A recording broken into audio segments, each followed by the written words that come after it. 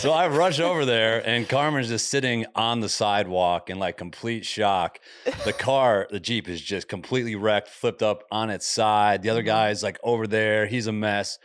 And so after like we kind of get the situation figured out, we got cops there, ambulance.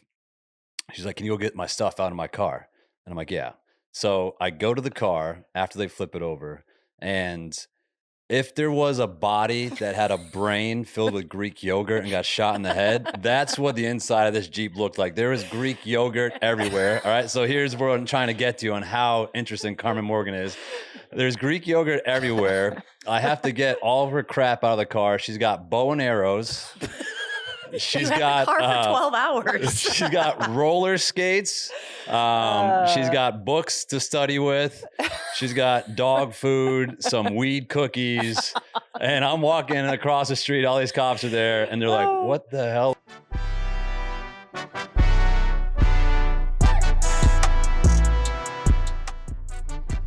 All right, here we go. We are in the booth. I'm Shawn Booth. We got Sam Cat back from Vegas. She got some type of rash on her, so we're keeping her across the room. Thank She you so can't come much. within 10 feet of us. And we also have a very, very special guest. She's the GOAT. She is the fitness queen. She's a co-owner of BC Gym. She's a pain in my ass. The most interesting woman in the world, some would say. Yikes. And most importantly, a very dear friend. We got Carmen Morgan. Give it up, everybody. Carmen. Thanks. Wow, that's a lot to live up to. The most interesting woman. I'll see what I can do. Yeah, we can get into that actually. This story kind of fully encapsulates how interesting Carmen Morgan is. So recently, this was actually about 5 months, 6 months. We got Carmen a company car. And Yeah. we were looking for how long? We were looking for, I mean, at least like 6 to 8 months, I feel like. 6 to 8 months. We were looking for a black Jeep Wrangler. Black Jeep Wrangler. And there was nothing out there. Obviously, last year was crazy with the inventory of vehicles. And we finally got one. I mean, we must have went to 10 different dealerships. We negotiated for months on this one Yeah. special, one of a kind it was Jeep Wrangler. Perfect, cute little thing, 2-door, love it. Sat there for hours with them. Like, And we finally got it. So we got it on what day was it? Like a Tuesday? it was a Tuesday or a Wednesday. No, it must have been like a Monday because then Mikey was coaching the next morning. Yeah. So she got her new Jeep on a Monday. Yeah. And I got a phone call at 4:20. No pun intended there. In the morning, and it's from Carmen. And usually I get phone calls like once every few months from somebody at the gym at like 4 something in the morning, and immediately something's wrong. It's either like a coach didn't show up to work, the keys aren't in the lockbox, something. So Carmen calls me like, "Oh boy, here we go." And then she's like, "They hit me, my Jeep flipped," like freaking out. Yep. Yeah, it was about So we got the Jeep Monday. I drove it back to the gym, and then I drove it to my house in Germantown. And then the next morning I get up at 4:15 to come into work, get in my car, start driving to work, and I get T-boned. Just smashed right in the side. Go for a little spin, get flipped, climb out. Just like, Terminator style, I guess. Open the door up top, reached up, climbed out of there. The guy's freaking out. I'm like, oh, man, I can't get anybody to answer their phone. I'm like, I know this fool will answer his phone. He's used to getting those calls at like 4 or 5 a.m., with something going wrong. And I'm like, hey, so I got flipped. So I rush over there, and Carmen's just sitting on the sidewalk in like complete shock. The Jeep is just completely wrecked, flipped up on its side. The other guy's like over there. He's a mess. And so after like we kind of get the situation figured out, we got cops there, ambulance. She's like, "Can you go get my stuff out of my car?" And I'm like, "Yeah." So I go to the car after they flip it over, and If there was a body that had a brain filled with Greek yogurt and got shot in the head, that's what the inside of this Jeep looked like. There was Greek yogurt everywhere. All right. So here's where I'm trying to get to on how interesting Carmen Morgan is. There's Greek yogurt everywhere. I have to get all of her crap out of the car. She's got bow and arrows. She's got the car for 12 hours. She's got roller skates. She's got books to study with. She's got dog food, some weed cookies. And I'm walking across the street. All these cops are there. And they're like, what the hell? Like bow and arrow, everything, anything you can think of. And that's, in a nutshell, my business partner, Carmen. Yeah. I think you touched all the points. Yeah. I mean, I was really excited when I got that Jeep.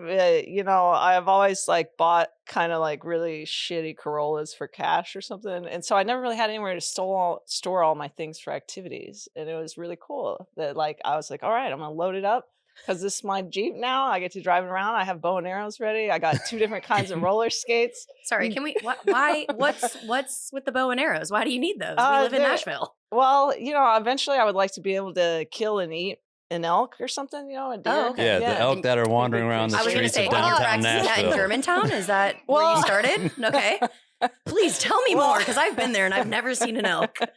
So I was practicing it in my backyard in East Nashville when I did have a really large backyard, but I had to move out of that house because it was full of brown recluse spiders. So Which you also got attacked by, and Yeah. Loki almost died. Yeah. Rough couple months. It was rough. But we were lucky. Only a torn labrum. That was it. Yeah, that was it. I mean, I feel very lucky that they kept trying to get me in the ambulance, but I'd already hopped out of the car. I'm like, I'm not going to go in an ambulance. I'm standing here. Like, I don't want to pay $3 million for that.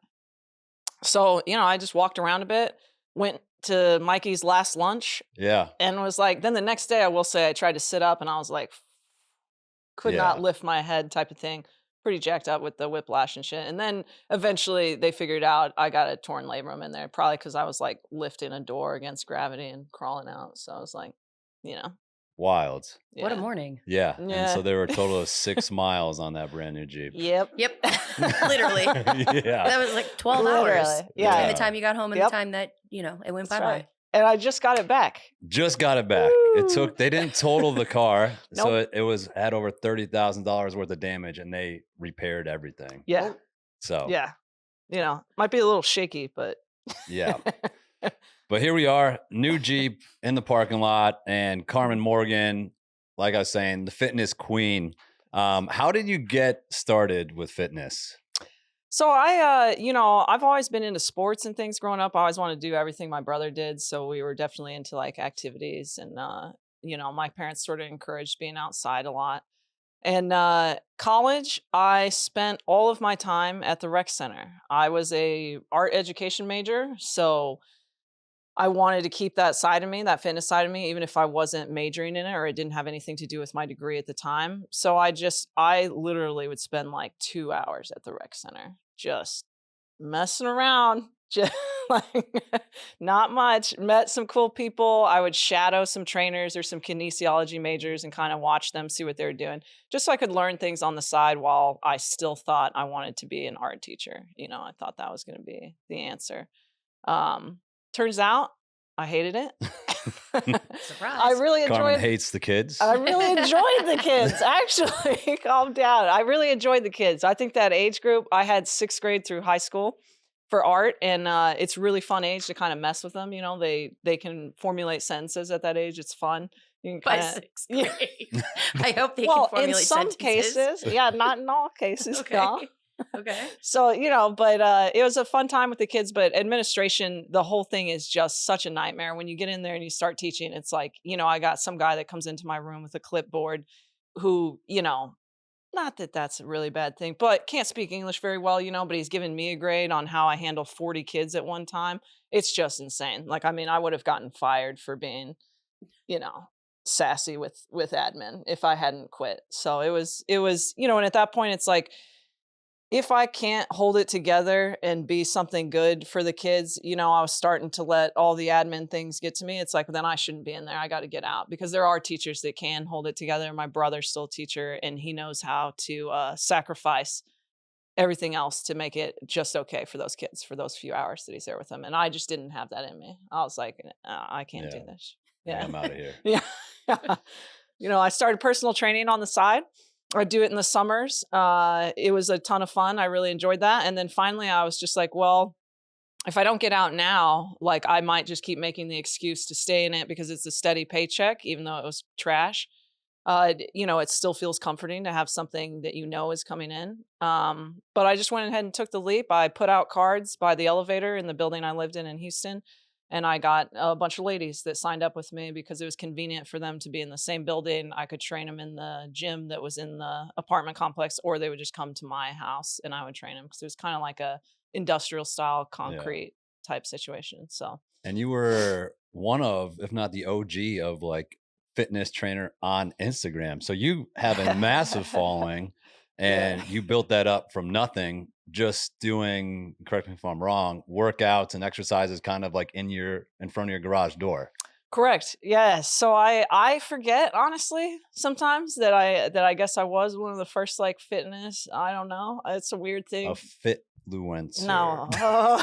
See, and I always got really mad about that kind of thing. So I'd be like, I'm not a fitness influencer. I am a fitness professional that has an Instagram. So I would always be very particular about not being called an influencer. But I mean, that was back when it was first coming out. Geez. But I had like a nice gray concrete wall in my place, and I would just stand in front of it and record workout videos, and I would take requests. So for the most part, I ended up with close to what your following is like. Mine's like 90% female. And it was typically like people who were looking to get into fitness. They would give me very specific requests like, I'm a mom. I've only got 2 hours. When home, my little baby's napping. Can you give me something to do at home? And I'm like, okay, sweet. And so I just kind of take requests and then post videos, take requests, post videos. I try to make them as educational as possible. That was back when Instagram was like 20-second video or like you can 30 seconds. Like, I don't even remember. I think maybe 30 seconds. Maybe 30 seconds. And I mean, I would just look like I was on crack. I'd speed it up and it would be like little thing on the screen. I was like, man, you go back and look at those, the blurriness, the like quality of content, but I'm like, hey, if they got something out of it, that's fantastic.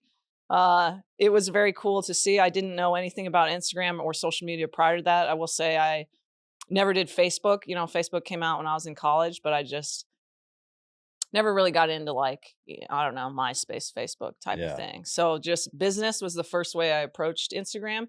And I think it helped just in terms of me not taking anything too personally on there. I kind of just like to chat with the ladies that were following me. And then, it came kind of organically. I don't know. I got reshared, I think, on massive. Because I remember when we first met, we were out in, was it LA? For a Michelob Ultra event. So we were both sponsored by Michelob Ultra.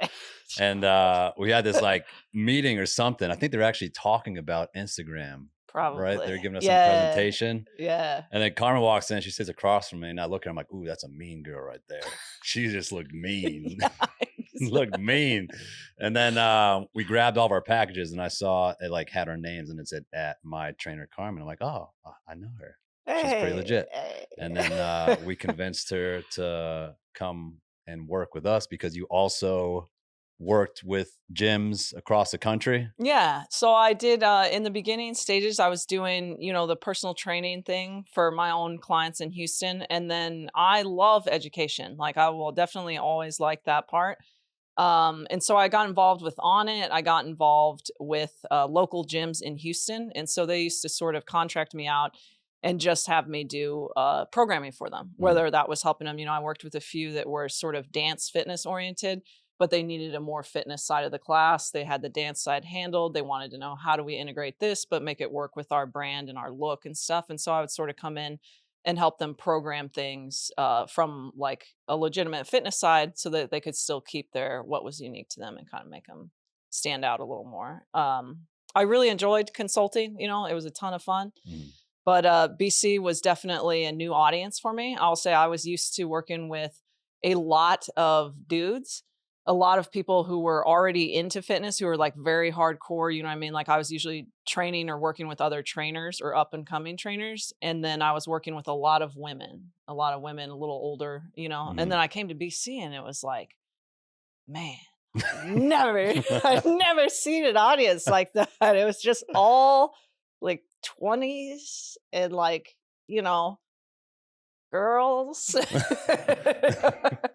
And like, you know, I was like, whoa, this is an interesting opportunity. I felt like it was an audience that I wouldn't naturally have, you know, come to me. And so it was a really cool challenge to be like, okay, let's, you know, let's see what we can do here in this space. Yeah, because On It is in Austin, right? And that's where you said you worked with a lot of males, and so they're like hardcore UFC fighters, Joe Rogan, right? But kind of like a premier fitness studio. I got to learn from John Wolf and Shane Hines, who are the head of education there, and they are just fantastic. Like fantastic. It was amazing that I got to do that in the beginning point of my career. It was I think that was really pivotal for me in watching how do you create education. They were still, you know, trying new things On It that I got to be brought in terms of like when they were taking the certifications that were previously done in person, where a bunch of trainers would come to the gym, then trying to pivot that to see what could you offer online in that way and still get the same kind of quality experience. I got to be on deck for those filmings and doing a lot of that. And that was incredibly valuable to me, like just incredibly valuable to me. But all of that was still not your traditional group fitness. You would never see a class that huge. We'd have a small group class of maybe like 10 to 12, you know, but it was never, you were never it wasn't your typical consumers of like Orange Theory, berries and that kind of thing. So. Right. And so then you came, helped us out. We were kind of running things like the Wild West when we first started. And then a lot of people kind of want to know what differentiates BC from other gyms. I think we do have a strong advantage over most group fitness settings. Yeah. My main thing I always say is like, well, we got Carmen Morgan and you guys don't. But you do have the berries, and a lot of people know the berries and the Orange Theories, right? It's a national chain. How would you kind of describe what we've got going on and how we differentiate ourselves? I think we really stand out with how much we care genuinely about like your whole health. And I like to say that at BC we do a, you know, whole health approach to everybody, where it's like we're not interested in just churning you in as much as we can. That tends to be what happens in group fitness, and that was my least favorite thing about group fitness. Is like, yes, of course, we want more people to be moving their body. We know it's good for you. However, if we're only getting you into a system that then burns you out, you injure out, and you're like, I can't go to berries 5 days a week because I have torn my hamstring because you guys didn't warm me up properly, or you threw me from a rower to a treadmill and my hamstrings aren't prepped for that. And it's like, that kind of thing isn't taken into consideration, I don't think, at places like Orange Theory and berries, where we are able to do this because of, you know, our background and my education. And I love being able to help people actually find fitness, enjoy it from that group fitness standpoint, where it's like, yeah, we do fun things. Yeah, there's team things and community things and competitions, but then also you're going to be able to be in here for a long time. We're not going to burn you out. I want fitness for longevity. I don't want fitness for quick fixes or for injuring out phases. Right. And Sam Cat, you've been going to the gym for years now, and you noticed, like yourself probably, that most of the members go 6-7 days a week. Yes, myself included. I feel like one of the things I love about the gym is that we do have, you know, every Monday is going to be leg day. Every Tuesday is going to be upper body day. And it's just kind of like you can almost plan your week around that. Like Carmen was saying, there's no burnout. I mean, still, I think I'm a little bit competitive and psychotic, and Fridays are definitely, I think, the hardest day of the week because it is full body and it's more cardio and HIIT training. And the thing I love about it is that, well, I go out on the road and I come back and the format has changed, which I feel like keeps things exciting, but it's also kind of familiar moves and familiar timing. And obviously the coaches can break it down for you, but it's just exactly like Carmen said, there's no burnout. I mean, that's not a thing because every day is different, but in a very, I feel like, safe and productive way. Yeah. And the burnout topic, so HIIT, it's like the magic word, right? Everybody who works out, who might not know as much about fitness, they all say they want to do HIIT classes, Mhm. and they want high intensity, and you feel like you got to be running a million miles an hour. Mhm. What would you say to somebody out there who's listening about HIIT and how much in high intensity workouts you should be doing a week in recovery? Yeah, so I think, our approach, of course, I'm going to be biased at BC, is the best in terms of 2 days of high intensity training or conditioning style training or full body intense training, whatever you want to call it, is the perfect recipe just because, I'm not going to lie to anybody like about, I know that sometimes it feels better or it feels like you've accomplished more if you just are going hard, hard, hard, hard, hard all the time. But we have to be able to think outside of just that 20 to 30 minutes of exercise that you're doing and think about, okay, but what are my goals long term? I want to feel better every day. I want to move better every day. And hopefully, when I'm 40, I want to be doing like marathons or half marathons or handstands or swimming or whatever it is that you want to do. And if I'm only giving you high intensity, I'm not going to be able to get you there. You might get a rush from doing that high intensity on the day of. However, you might also then go home and crash on your couch and eat 2 times as many calories because you're doing too much high intensity. And it's like, I want to make sure that we're telling people the value of strength training. It's like that's what we push at BC. That's something I'm very passionate about, is the fact that there is nothing better for long term sustainable fat loss, performance, longevity than strength training. And it's like, that's why we push that so hard there. That's why you're going to probably do goblet squats every single week, like every single week. Cause I'm not, we don't need to try and convince you by switching things up all the time. It's like, instead, let's actually track your progress. Let's play with tempo, time under tension. Let's play with, your rep range. Let's play with maybe adding a little more on your range of motion, adding in a step or something, but not changing what we know to be true when you look at the data from any kind of fitness research, which is that like, we have to do the same exercises and we have to just get better at those exercises. And so I want people to have that. I want people to understand that and then know that those results will continue to happen for them then long term. Working with a lot of females, do you still feel like there is the myth out there that, women are like, I don't want to lift heavy weights, I don't want to get too bulky, Mhm. and I don't want to strength train? Yeah. Do you feel like you see that a lot still? I think at our community we've done a really good job of, like, I will say it's such a fun thing to look around the room in there and see mainly chicks all lifting heavy weight, but we did have to work hard for that. It is definitely kind of it's unfortunate that it's still marketed to us all the time as like lose weight, lose weight, lose weight rather than like get strong, feel better, move better, do something that you want to be in terms of movement that you're not capable of yet.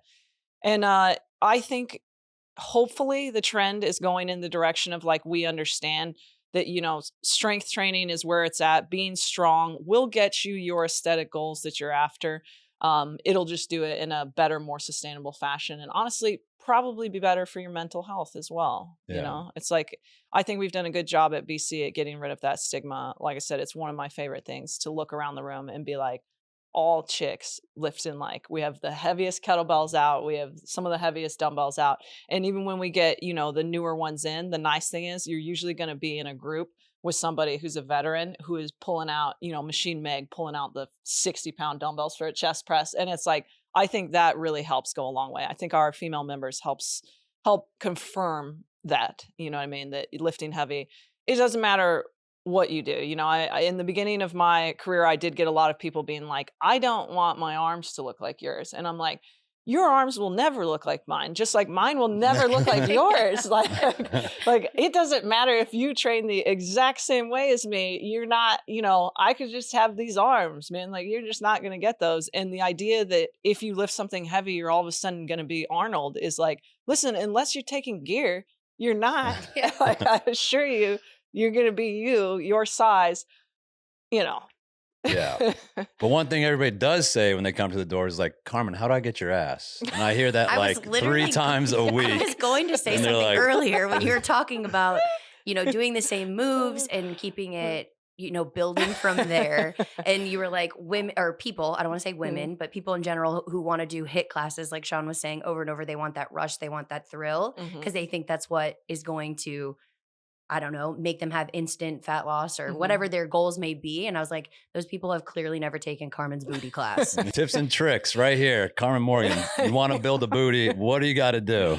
You got to do the same exercises repeatedly and increase your weight. That's why on Wednesdays, which is my favorite day, one of my favorite days, at BC, which is booty day, we do glutes and hamstrings, and you're always going to be hinging, doing some kind of RDL. You're always going to be doing some kind of lunge, like a deep, reverse lunge or a step up. It's always going to be some variation of that, a hinge, a step up, a lunge. And the thing is, we will do it every single week, all the time, because that is the way to get those results. And again, I don't want to ever be like, nervous or worried about like I got to keep people by making stuff up that makes them think we're like switching things around enough. It's like, no, we can play with your weight. Again, we can play with your tempo, maybe a 3-second count, a pause, that kind of thing, so that the novelty of the exercise doesn't wear off, but so you're also still progressing and getting the results you want. And then you got to eat, like Yeah. got to eat.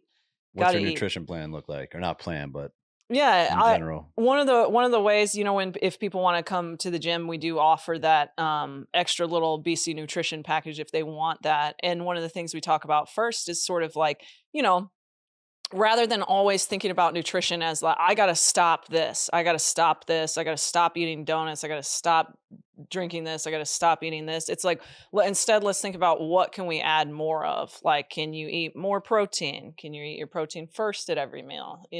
Can you eat more vegetables at every meal? And so it's like, instead of thinking of it as always being a takeaway style aspect to training and eating, which I think, for a lot of us, especially women, is something that's been, ingrained in us through marketing and all that forever. And it's like, well, why don't we instead try and get away from that? And instead of being like, I'm so bad, I need to stop eating cookies, sweets, donuts, whatever, let's think about what can we add in that will give us, where we're trying to go. Yeah. And that's probably the number one reason why people might fail is that they're trying to measure every little thing that they eat. They're cutting out things that they want to have, where you're just like, hey, let's just add the important things and we can still enjoy what we want to enjoy. Just in moderation, and it's like everything in moderation, right? It's like, we all know that, drinking comes with a lot of negative side effects. It's like, there's a lot of things in life that you do that come with some degree of risk. You just have to decide which of those do you want to do and how happy does it make you? Because I love donuts and I'm not going to stop eating them. And and that I understand, you'll get people that are like, donuts are made of trash, they serve absolutely no purpose, you're going to die, it's poisoning you. And you're like, well, I also drive a car every day, so whatever. Hey, that didn't kill you though. Exactly. Jeez. Almost. Iron woman over here. But didn't. But back to the drinking. So what are your thoughts on alcohol? And so with us being in the demographic that we are, 20-year-olds, Nashville, Tennessee, we see a lot of that where people are going hard on Broadway Thursday, Friday, Saturday, then they come into the gym, they're noticeably hungover, they're dying. Yeah, a few things about alcohol. You can't sweat it out. I will say that. Yes. I think that's a hilarious myth that always comes in where it's like, I'm going to sweat out. I'm like, it doesn't work that way. That'd be fantastic. I don't know whoever started that, but people believe it though. Yeah, no, I mean, like, and if you were like a professional athlete, they actually prefer that you rest. If you've like somehow accidentally gone out to the club or binge drink or whatever, the day after, you don't do any kind of performance test. You don't do any kind of max effort reps. You don't do any of that because you literally cannot perform.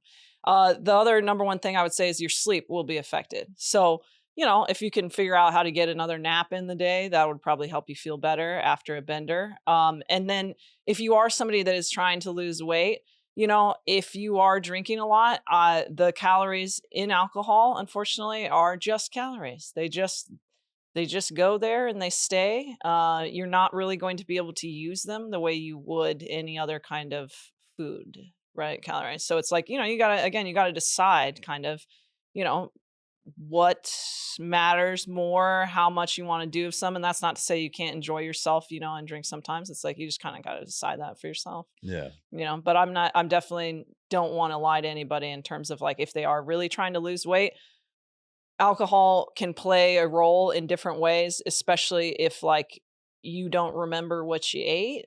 that kind of is like, I'll get a lot of that, where it's like, oh, I was drinking a whole ton and then I didn't remember eating that whole pizza. And it's like, well, that pizza still counts. So You still ate it. yeah, yikes. Yeah. So, that kind of thing, being honest with people in that way. And sometimes people aren't ready to be honest in that way. And it's like, that's okay, but I can't lie to you about the fact that like you probably will make some decisions that you don't remember, don't record, and don't help you reach your goal. Right. Mhm. So you would prefer, instead of drinking, maybe putting down the alcohol and picking up the old natural marijuana. What do we think about marijuana? I feel like an old man saying that, marijuana. I know. You sound we like know. an old man, Yeah. so we are confirming your suspicion. Yeah, you sound completely natural. That's right. Yeah. You sound I feel really well versed. Yeah, I feel like he's got a windmill. How many spliff in his marijuanas did you pocket. have last Oh night? my gosh. Well, so I definitely enjoy the more natural vice. Yes, I do. I will say, growing up, my dad was a fan. And he was a pastry chef. And then eventually he started making cookies with it. And so I will say that's my preferred method. I enjoy a special cookie from time to time. Carmen's Cookies. That's right. Hashtag ad. Sign And me up. I will say it's a really fun thing to do now because I do think it makes me feel close to my dad. And it makes me remember him. And I thoroughly enjoy the effects. I gotta say, I can't do alcohol because of the fact that I'm somebody that like I'm tired at like 8:30, and I'm gonna go to bed at like by 9 for sure. And then I love waking up early, and it's like for me personally, the way alcohol affects me, I can't do that. I notice one drink on me, so it's like I do love like some kind of fancy spicy tequila business when I'm out to eat. That's fine, but I'm a one and done. I typically only do that if I'm going out to eat like maybe once a week, and that's if I'm out to eat. But cookies, I I'd eat a baker's dozen. No, I'm just kidding. I couldn't. No. But you don't want to smoke, right? Would you rather that because you don't want the smoke in your lungs? Yeah, well, because I don't think we know enough. So I will say, the thing is like I don't know enough. I feel like they haven't done enough. There isn't enough data on it. Every time, you try and look into is marijuana smoke going to affect you in the exact same way? It's like people can't seem to answer it. It's like we don't know yet. It's like, you would think like Cheech and Chong would be dead or something. Like, it's kind of like, but and that could be because I enjoy it. I'm going to be the one that looks on the optimistic side of it, and I could be entirely wrong there. It's not for everybody. Mhm. There's people that are predisposition to be like schizophrenic. Don't smoke weed. Like I think it's really bad. Like I don't think it's for everybody. I definitely don't think children should do it. You know what I mean? I'm not like, oh yeah, everybody, let's. You think I should smoke more? Yes, I do. 100%. Yeah. 1,000. Why do you say that? I think it would help you. I think a lot of times, in my experience with it, people tend to look inward, and it's a nice way to sort of reflect and deal with things, but not avoid them. So, I feel like you could take a nice little look inside, inside here. That's the problem. That's when I obviously have smoked a good amount in my life, but when I do smoke, I'll go crazy in the head. Like when they're like, I can just relax, and I'm like, no, I can't. I will think of everything that I've ever done, and I will spiral into a deep, dark hole. Are you sure? Like, have you tried different strains? I've tried. We've tried. You've given me the cookies. Have you had one of Carmen's cookies? Yeah, but he I has. have. When was it? When did you have a cookie? Have you had the new I batch was with on the new butter? a kick with your cookies. Cookies. That's Yeah. right. I want But to you find the did like strand. 'em. I like them, Yeah. but I can't do it by myself either. Like Well, if I started you have two like willing participants right here. I tried. You actually gave me some. I tried smoking some weed for a little while there, and I went to the smoke shop, got myself a nice little ceramic bowl, and I would smoke by myself, and then I would just completely lose my mind in my basement. Like This is I the beginning hated of a serial killer documentary. Yeah. Oh my goodness. and I would just like spiral. Yikes. Like, I mean, and I'm like, I just want to find something where it puts my body. Like, I don't want the head high. But you need it. I want the Yeah. I want Back the to body you needing high. it. Back to you needing it. You No. need to get Yeah. inside So you think you just here. work through your problems when you're high?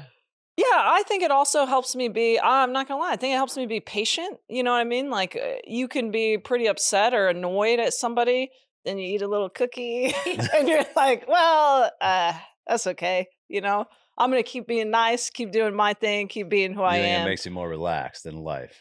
Yeah, I think it does. I think it does. I think it helps contribute to patience and understanding, connection with people. I do think it helps with that. I also hope it thinks you enjoy nature more. I will say, eating a cookie and going for a hike, you're like, man, these Yeah. leaves. See, I'd rather do that instead of sitting See in you my later. house. Yeah, Yeah. it's beautiful. Activities, and that's why I'm always going to prefer it over alcohol, is that I don't like doing any activities. Yeah. You know, I'll eat dinner and have one drink and that's it. But I'm like, I can't think of any activities I want to do. When people are like, man, I'm going to go stand on a boat and drink, I'm like, that sounds terrible. Like, Yeah. it sounds I'd really rather hot. have a cookie, roller skate, and shoot Yes. bow and arrows on the Yeah. rooftop. Yes, Yeah. yes. And I will say it helps in social situations. When I first came to Nashville, I'm not the most social person, you know, and I was starting to get to know the gym. I would come out with you and Jordan, meet the community and stuff. If I were to come out just by myself, I'd be like, oh, this room is crowded. I want to go home. But if I had a cookie, I'd be like, hey. Hey. Hey, everybody. Yeah, I'm Carmen. And it would go a lot easier, you know? It would make me a lot more like, it's nice because then people always want to talk to you and say things. And when you're, you know, a cookie deep, you can be like, that's so interesting. Tell me more. How many grams you put in these cookies? Mine 5? right now, no. So I've gotten it pretty good. Now, the first batch I made, I was it's really hard to dose edibles, I will say. Yeah. It's so Have you hard. ever taken too much of the cookies, or you Oh completely yeah. misdosed Oh yeah. it? Oh yeah. Not so my dad no. Misdosed. Grandpa. Oh my God. My dad gave me a brownie once, and I forgot what the brownies were. I assumed they were same as the cookies, and Yeah. I was able to eat a half a cookie at that time, and so I ate half the brownie. It turns out I was supposed to cut it into fourths, and I was like, Ooh. oh God. So, but you know, I laid down, and everything was fine. Yeah. That was it. great. You just went yeah. to bed. Yeah, I just laid down because I remember I tried to like do activities. I couldn't. I was like, oh man. I tried to like watch something and I was like, whoa. So I just laid down. Turns out, still alive. Still made it. Sam Cat, what was the highest you've ever been? Oh goodness. The highest I've ever been. I don't really know the highest I've ever been, but I do, well, I guess of all time, but recently I did take an edible that was a gummy that I misread the packaging on, and I thought it said 5 and it said 50. Ooh. That was not fun. I don't know wanna if there's know. enough out there on it. I will say I know they do talk about like some people you just get affected differently by marijuana. You know what I mean? Like everything. You know, some people do better with it. I excel. I agree. I'm with Carmen. Do you think, Yeah. obviously it's becoming more mainstream and they're putting in new laws and accepting it around the country. What about sports and athletics? Do you feel like it should be yeah, I a mean, banned substance Didn't anymore? the NBA just say it's cool now? You can smoke weed, right? Did they? Was it I not don't the think NBA? so. Google I'm it. pretty sure it is. It sounds like the NBA. It's somebody they're not testing for anymore. It just got released. I could have. Really? I don't really understand why it was ever tested because Yeah, if all of the stereotypes are true, doesn't weed make you more relaxed Yeah. and more calm and all Yeah. those things? It wouldn't necessarily be performance Yeah. enhancing if you were trying to do Definitely an not. athletic sport. Yeah. Like when I smoke, well, when I eat an edible, I become like more creative. Yeah. And I will like Mhm. watch documentaries and like just become smarter. I make lists of weird thoughts I have on my phone so I can refer back to them when I'm in Yeah. like a sound state of mind to see if I can figure it out. Like I just feel like it expands my mind, but doesn't necessarily affect my physical performance in any Yeah. positive Yeah. way. Uh-huh. The NBA reached a tentative deal last week with the National Basketball Players Association for the 2023-2024 season, Mm-hmm. All right. which Yeah. means we're not going to test players for marijuana. Let's Yeah, There go. we makes go. sense. Well, That's because wild. I feel like it really contributes to recovery as well. You know, it's like Yeah. when you are very sore and you're performing nonstop all the time, It's like, I think for a lot of those guys, I bet being able to smoke or ingest it in whatever Feels way they good. prefer, it helps them relax. Yeah. Maybe helps them get to sleep a little better, helps them calm down anxiety, all the pressure of like being an NBA star. Yeah. It's like the fact that you wouldn't let them do that is absurd. Absurd. Yeah. Especially in the NFL. Like those guys, and I talked to Yeah. a few of them, and they're just like, I can't even, and this is one of the best football players who ever lived. He said that he would play on Sunday and then he would stay in his bed until about Tuesday, like Yes. from Sunday all Monday, just because his body hurt him so much. He just had to lay down and he would just smoke. And it was the only thing that made him feel better. Yeah.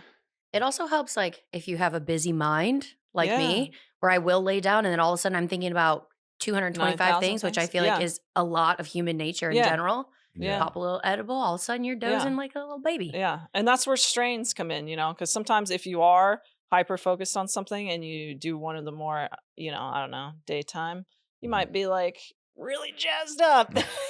Can't go to A sleep. little but, sativa. Yeah. But, then get yourself Yeah. an indica, you'll be fine. Be fine. It is Yeah. crazy to, who can decide what's good and what's not. And the fact that we all know that alcohol is way worse for you. We all know that alcohol kills way more people. And that is just, the normal thing to do. Yeah. Has there ever been a death reported from marijuana? I think there was like a guy, right, that jumped off a building, but he was on something else as well. Okay, so well it's then- kind of like, it's like I know. something I would do. Yeah. Oh, jeez. Surprise, it was Don't Shawn. worry. Yeah, it was me. We'll lock you up. Yeah. Well, outside of marijuana, Yeah. Jeez. That was like 20 minutes. Carmen's very passionate. supplements. Yikes. Yeah. What supplements would you recommend, if any, to females? Creatine. You know? Yeah, 100%. Creatine. The data that continues to come out on creatine is like, it's not just for meatheads. The things that it does for your brain and your cognitive abilities. And then also they did tests with pregnancy in terms of taking creatine and what it does for the fetus and development. It's like, that creatine is one of the most tested, most used, most often used, have a shit ton of data on it. It's like the safest. You're never gonna, accidentally OD on creatine. It's 5 milligrams a day. All of those, they're cheap. It's like you can get on it creatine for like $11, $12 or something. You can get creatine everywhere and it's fairly cheap. And it's like, that's one of the first supplements I would tell people do it. It's not, I think creatine first sounded like a meathead thing. Yeah, because it came out in like the 90s. Yeah. And I think people kind of didn't know what to do. And so now when you talk about it with some women, they're like, what? But like I sent a huge email to our, we had the Best Me program where they came in and got a bunch of information to start fitness with us. And they got a whole breakdown on creatine and the amount of girls that were like, I had no idea about any of these things. I gave them just like, the pinpoints on what it does for your focus, cognition, muscle strength, recovery, all of that. And they were just like, that's super interesting. And my boyfriend has creatine in the house. I'm just going to start taking it. It's like, yeah, it's great. It's cheap. It's wonderful. And again, there's the main concern that comes out with people is they're like, well, I'm going to get water retention. Muscles. Yeah, I'm going to get fluffy water retention. And it's like, that's already been pretty much disproven. The only time you're experiencing any kind of water retention with it is when people are creatine loading. And that's like front loading with bodybuilders who are trying to like, take the milligram up to like, I don't know. They're doing way more than what is recommended, which is like none of us need to do that. So you're never going to experience any kind of, some people can get, again, the stomach discomfort or bloating. And that again tends to be when you're doing over the recommended dose. Gotcha. I didn't realize it was a pro for pregnant women. Yeah. Yeah. They just released some of the things on it. So I'll have to send you that one. Yeah. Okay. It's cool. It's in terms of development for the fetus and like brain development for the fetus. Yeah. And we've got a lot of pregnant women at BC. We I do. mean, it's got to be one of the most density of pregnant women in any group fitness setting. It's crazy. It's like if you don't want to get pregnant, don't drink the water over there. It's true. Noted. Thank you so much. I will keep that in mind next time I use the water fountain. But it is probably one of my favorite things to see is the pregnant ladies who just kill it every single day. And they work out until literally they have to. I've seen one take an Uber from the gym to the hospital to deliver. Yeah. And the benefits of that, and they all say that their labor was way better than they thought it would. Yeah. and they recover quicker. Yeah. And it's, one of the things we talk to them about is basically if you were to come to us pregnant and we never seen you before and you're a brand new member, we're not going to encourage you to do anything that you haven't already been doing. Our ladies that happen to be there and be pregnant are members who have been there. And so it's like, Laura, all of them have like worked out with us for years, and then they get pregnant and they're able to continue doing that, because that's the number one thing with pregnancy is that you don't want to take it as a time to start some new routine. So if you've been sedentary, you haven't really been strength training, you don't run, you don't lift, you don't condition, in any kind of way, or doing any kind of cardiovascular work, then you don't want to really start at a time when, something's already changing in your body with pregnancy. So, if you have that fitness level, then we for sure can continue you through that safely. Like they've all had such great experience with it, talked about how it's helped,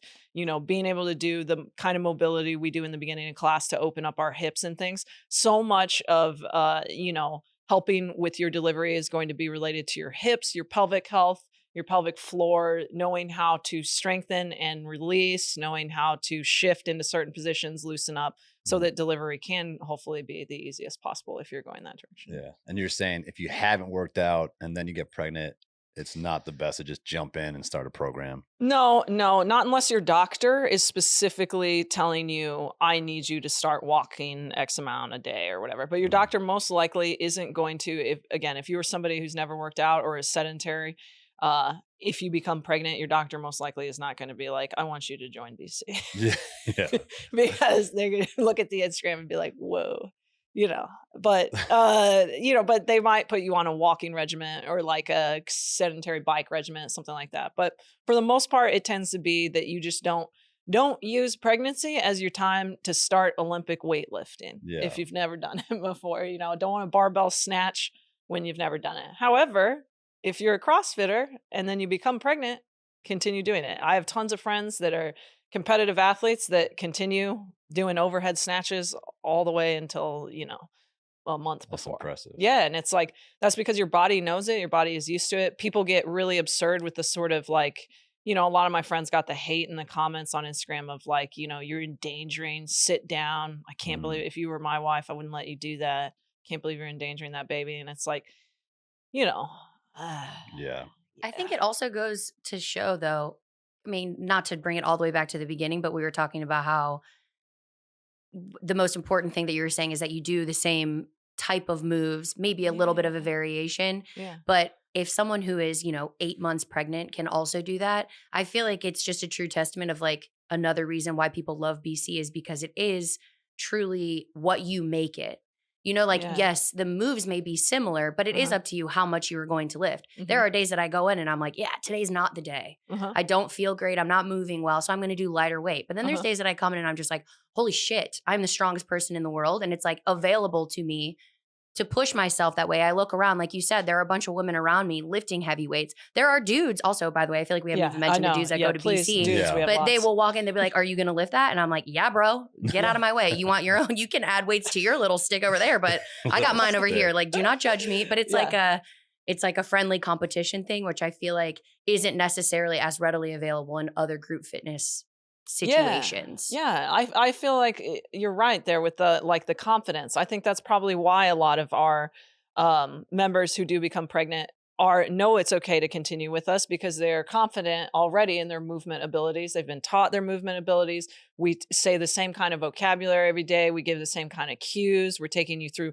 such similar exercises that you're very confident, so that when you are with child, you don't feel like this is something scary and new. It's like, no, I'm confident. I've been doing lunges. I know how to goblet squat. I know how to brace. I know how to make this easier for myself, because we've taught them that throughout their entire journey there, which is really cool.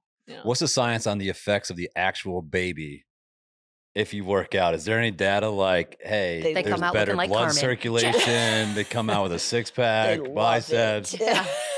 Do we have any data on that, like circulation? I think there is. brain? I will say I can't remember, Yeah. but I know that it's things like, ease of birth for mom is always going to be really good. Recovery for mom, mental health For mom, again, it's going to be things like that. I will say I haven't looked into what specifically for the fetus. Yeah, I want to know. But I that. imagine there's got to be. I mean, they come out jacked. Carmen has Strong new homework for babies. tonight. Yeah. Yeah. Well, here's the big question. All right, we're going to get into our final four. Drum roll. Oh, wow. Final That's four. impressive. Today, we're going to have Sam Cat. You're going to pick which final four you like the best. Okay. All right. Ooh. Yes. Which one you'd rather do? All right. We're going to say our top 4 exercises that if we could only do these exercises for the rest of our life and that was it, which 4 would we choose? All right, so I'll start off. Okay. My number 4. Okay. Is this like in least? Least. Or they Yep. They 4 can't to just 1. be like, Siri. they can't. Siri's interrupting. Yeah. They can't just be like 4. No. and You got to rank them 4 Four's to 1. least, number 1 is the most. Like Yeah. your number 1 is like, dang, I'm That's going the to do this tough every part. day of the rest of my life. Yeah. Okay. I bet you we And have eating cookies is not one of them. I bet you we have one of the same. That's what I'm Really? gonna guess. Yeah, we'll find out. My number 4 is thrusters. All right, a thruster is a squat with a press. All right, you can hold 2 dumbbells or a kettlebell. I like thrusters because I like that variation of the squat. I don't like putting a bar on my back. Got a little bit of shoulder problems. So I stay away from the barbell on squats. So thrusters, you can use any weight, and then you're hitting that upper body. Got to keep that core super tight. Obviously, blasting that lower body. That's a good full body move. I like. Okay. I'm going to go, Least favorite. I'm going to go bent over rows. Okay. Yeah. I'm going to go bent over rows. Do I have to say the equipment? What if someone doesn't know what bent over row Yeah, is? what Oh, do we okay. got? So Yeah. you're in a high hinge position, probably dumbbells. Okay, you're not instructing a class. And you're going to row back at a 45-degree angle. Okay. Fantastic. You know, you got to brace your core. You're in a hinge position, so you might sneak in a little hamstring and glute action. And then anything for pulling open. All of us so much of the day are here or here or here or here. Driving, everything is putting you into a forward rotation through your shoulders, that anything you can do to help that posture rows are going to get you there. Okay. I like that. My number 3, I'm going to go with running. And just because you can do it anywhere, you don't got to be inside. If I could only do something and I want to get away from the gym, I like getting my heart rate up. I like the runner's high. I do think there's a runner's high. I never believed that before until I trained for a marathon. But 15 minutes after the runner's high, you're feeling like you just ate one of Carmen's cookies. Hi. Can you learn that? Do you think you can learn a runner's high, or is it like you got it or you don't? I think you have to do a certain distance and keep your heart rate up for a certain amount of time. So I don't would think you never can learn run like down the block and get a runner's high. Okay, well, then that's why I'm out. Yeah, that's Okay. why. Maybe like have a fanny pack of cookies. Yeah. Multitask, baby. And then you could get similar effects. Okay, I'm going, oh man, Number 3. deadlift. Yep, deadlift. Deadlift, another nice full body exercise, you know, mainly going to target the glutes. You can do it with barbell, you can do it with a kettlebell. Nice hinge position. Again, hinge is going to always be sort of my fave. Yeah. So yeah, I'm going deadlift. A lot of core, a lot of back, tons of glutes in there. Yeah, Mm-hmm. I like that one. Mhm. Number 2 for me, I had a push up because I wanted to hit the chest. As a guy, I feel like chest delts is kind of like a key muscle group. Yeah. That males you feel strong. You feel Yeah. good with that. Yeah. Didn't want to just do a chest press. Yeah. So I want to get my legs involved a little bit. Yeah. You know, you can work the quads a little bit. Yeah. Core. Work that It's core. a nice full body. It is. And you can, again, do that anywhere. It's true. It's true. If I you didn't know want. this was like an apocalypse situation where I Yeah. won't have my equipment, but Yeah. but geez, like, yeah. Okay, number 2 is a kettlebell snatch. Okay. Mhm. Let's explain that. Kettlebell snatch. You can go dead snatch from the ground with your kettlebell. You're popping it up overhead. You could go hang snatch. Kettlebell snatch is basically my running. So that's like the conditioning aspect. You get cardio, conditioning, and strength all in one. You also are working on athletic timing, which is really dope. So, and then it also, a snatch is going to hit your glutes and legs a little. Yeah. So why not? A theme. Yes. Yes. Yeah. Yes. All right. Mhm. And my number 1, like I said, I knew there'd be one that we agreed on. I did deadlifts. I did deadlifts. Improves bone density, Yep. which we need when we get older. Targets the largest muscles in your body. Yeah. Tightens up that core, helps prevent injury. That's right. Low back pain. Yep. So I figured that was a nice, well-rounded, full body move to throw in there as my number one. I like that. I'm going kettlebell swing. I knew you were gonna do that. Going swing. Yeah. Swings are like one of the most fun exercises. I mean, you can do them light, you can do them heavy, you can do them as an EMOM. Again, conditioning aspect, so you're getting that cardio benefit, and then strength. I mean, grip strength, back posture strength, glutes again. And they're just a ton of fun. I gotta say, I love kettlebell swings. One of my favorite things to do. She is the kettlebell queen. I don't feel like kettlebells are used enough. Definitely not. In group fitness, at least. Yeah. And I will say that's, another BC plug. That's where we stand out, is that like kettlebells are so much fun and they are so beneficial. I mean, you get an entire full body workout. You can develop your muscles aesthetically if that's your goal. You also are working your brain because of the fact that you're having to learn patterns and how to time yourself together into a snatch or into a swing, right? It all involves a lot of timing.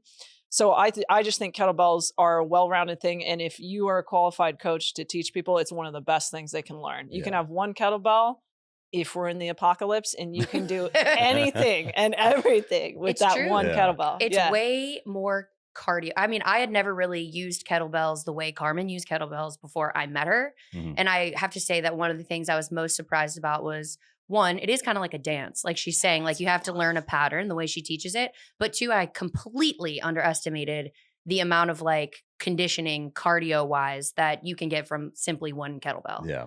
No, that's a great choice. Love kettlebells. And I'd say that the kettlebell swing is probably the exercise that is performed incorrect all over social media. More than anything else. It's true. And social media is kind of detrimental in some aspects, because I feel like a lot of people who kind of just have a hot body pop up there, start doing exercises. They're not really certified or trained, and then have people following them. And it's like, are you just trying to show your ass off right now or actually teach this move? But wouldn't you agree that kettlebell swings is the hardest move to perform, one of them? It's for sure one of the hardest to do, and you definitely do see it butchered all over the place. I don't think it's difficult once you get the right training. Like I'll say, I think our members crush, like the people that come to kettlebell every week, crush it. Most of our members in general can do a kettlebell swing. We've been doing dumbbell swings with them. That's how I sneak it in. It's because oftentimes the kettlebell just feels more intimidating, but they know how to do the motion. It's just a matter of doing the accessory work leading up to it. Instagram, unfortunately, you'll have underqualified people who have never taken any kind of kettlebell education. And, I think as a fitness professional, you should have a sense of responsibility in terms of what you are putting out. And it's like, I understand there's different levels, of fitness influencers where it's like, maybe your style is to show how cute your body is or how well you move. And like, that's supposed to influence or inspire people to also move. It's like, that's fine, but I would prefer that you say that rather than saying, here's this workout you should do, when it's like, I'm not sure you could actually take a person in real life and break that down for them and instruct them through that exercise. And if you can't do that, I think you should hold yourself to a higher standard if you're going to say you're a trainer or you're selling programs or you're trying to sell people something related to fitness and health, where it's like, there's nothing wrong with education, man. You can say like, I don't know yet. Let me go take this kettlebell course or several kettlebell courses. Now you understand. And I think if anything, that would make you have more confidence and more fun with your audience when you're like, nah, here's how you break it down. Here's how I have to try to break that down on Instagram, which isn't the best platform to instruct people, but you can, figure it out. It's just, I think, unfortunately in fitness, the standard is sometimes set very low. And if you look good, it's like, who cares? People will buy stuff from you because they assume they will also look like you. Right. And I think that's probably the number one thing people recognize about you in the fitness setting, is that realizing how much you genuinely care about everybody and their health and how passionate you are. So thank you for that. You are the best, the GOAT, the queen. Give it up for Carmen Morgan, you guys. Yay, Carmen. Now let's get back to work.